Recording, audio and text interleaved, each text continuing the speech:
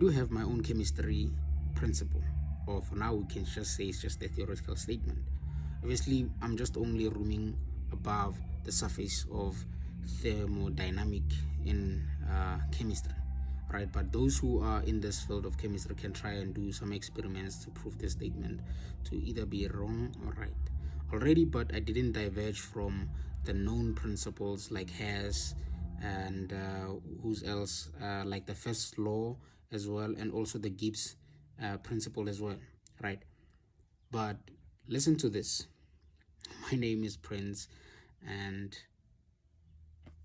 I'd like to be regarded as a mathematical, rather a master of algebraic uh, manipulation. I love mathematics, and that's what I deal with.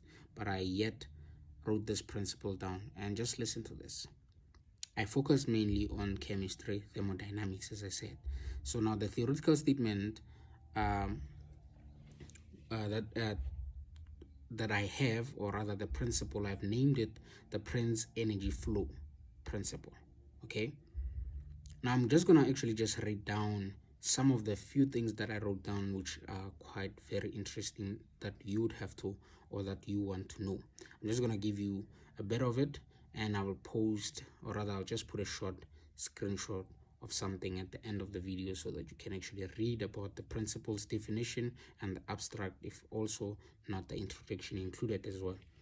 Now, when we then focus on the Prince energy flow principle, its scientific consistency, right, does not contradict any existing thermodynamic laws, as I mentioned, such as the first law, the Hess law, the Gibbs, etc. You can mention them all, right? Instead, it summarizes the known behavior and it simplifies them into a simple rule. Okay. Now, I want to give you a background of what actually came into my head when I wrote this principle. I was doing an activity in class about acid and base, which led me into writing this principle. But let me continue. Now, the first bullet point that you need to consider is this that I wrote, to say that the negative charge tells us that a reaction is exothermic, which means there is a release of heat, or heat is released. And then when you have the positive charge, we know that it is going to be a endothermic reaction, which then heat is absorbed. But now the main question is, why did I then talk about this exo or endothermic reactions under acid and bases? It is because if we then focus on the acid and base reactions, right, we have the Lowry-Bronsted way in explaining what is an acid, and we also have what's the other person? Ooh, I forgot the other one. I don't know why, but let's continue. But if you focus on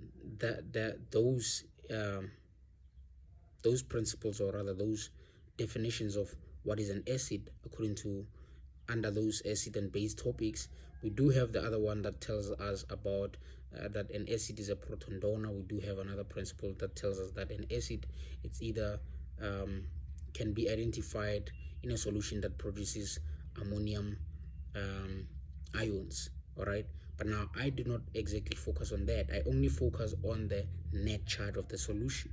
That's why I came about saying that the negative charge is an exothermic reaction, and then the positive charge is an endothermic reaction. Okay, now this consistency with what happens in acid and base reaction, the electrochemical processes and biological systems, that's how it is consistent, or rather that's what it offers, right? So this is just scientifically reliable as a conceptual principle. So if there is someone out there who can do an experiment onto this, they can actually find something good. But let me continue to read what I wrote down. What the principle does not do is the following. The principle does not give a numerical value, like how many kilojoules of heat will be released in the reaction. And also it does not replace the full thermodynamic calculations, but it serves as a predictive shortcut. Now, think of Newton's first law of motion. It's a simple truth that holds, but for deeper details, you still need more maths. So, same as the Prince energy flow principles, it just tells you the truth about the chemical reaction under acid and base, and just gives you a shortcut into understanding whether the reaction is either going to be absorbing more heat or releasing heat instead. All right. Now, I further also wrote down the following things to say that its scientific value, okay, its scientific value is the following: it is a reliable, or rather, its reliability comes from being a unifying simplification. You get, and also its main contribution is just clarity and prediction and teaching power. Essentially, when we focus on traditional chemistry, that feels abstract. You get, because there could be things in chemistry that may seem too, how can I put this? It's just too abstract, basically. Like, it's too hard to understand it because it either seems to be too complex, or it has so many meanings to it, or so much can be derived from just a simple statement that seems to be too simple but yet not simple.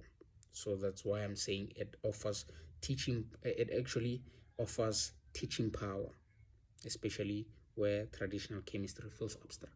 Okay. Now, what's more interesting, because since I'm more into actually teaching now, it's this part. It how can I put this? It's gonna actually, like, if we put it in a definition, like a student-friendly definition, it's gonna help you know which substance, or rather, should I say substance? No. Let me put it this way. It's actually going to do the following thing. Gosh, I don't know. Let me rephrase what I'm saying, or rather, let me just read exactly what I wrote. When we speak of the student-friendly definition, you would exactly know a substance with extra electrons, which would give you a negative net charge, right, which usually gives off heat. And also, you'll know which substance with missing electrons, which would have a positive net charge, which then takes heat. Now, in a way, it will be too quickly to guess whether the reaction will feel cold or warm. This is just the friendliest, or rather the student-friendly definition.